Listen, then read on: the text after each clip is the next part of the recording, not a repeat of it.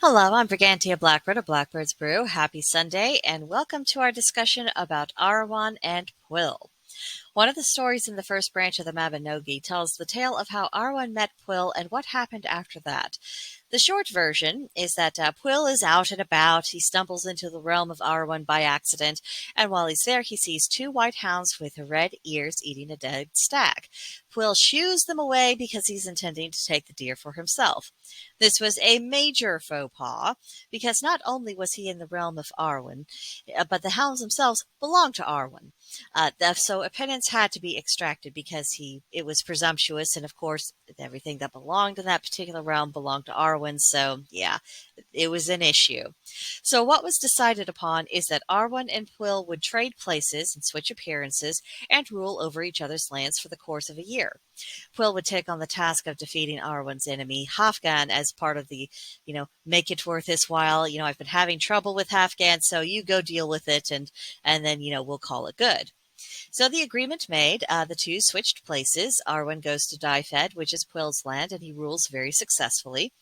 And Pwyll stays in Arawn's realm. He manages the situation, and he even refrains from touching Arawn's wife, who was unaware of the switch. So, without getting too lost in the weeds, I have a few thoughts about Arawn's lack of communication as a spouse and why did we not keep our wife informed. But moving on.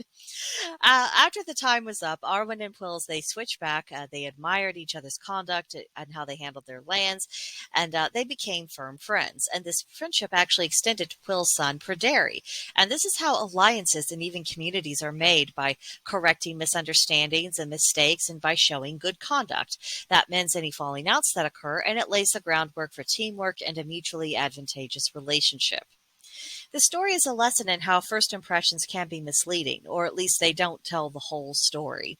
Good things can come from not cleaving to a first impression in the face of other evidence that might change the situation and how we think about it. And this is what's missing from our modern age. All too often, things get off on the wrong foot, and little to no effort is made to sort things out. And so initial bad impressions become the only impressions, and all of it other evidence is dismissed or never even examined. But here, in just one story amongst many, we see a different standard set by the gods, one that could improve our personal conduct, our relationships with others, and the broader community if properly applied. And this is why I get so cross when non-pagans claim that there's no morality in paganism.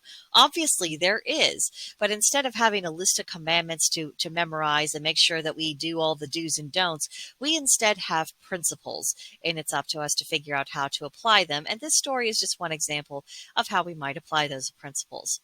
So now it's your turn. Let me know what you think of this story, what lessons you think can be learned. Tell me all about it in the comments, or come on to Gilded. Our server is there. It's called BlackbirdsBrew.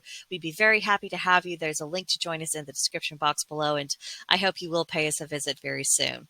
But that'll do it for now, and I will see you in the next one. Bye.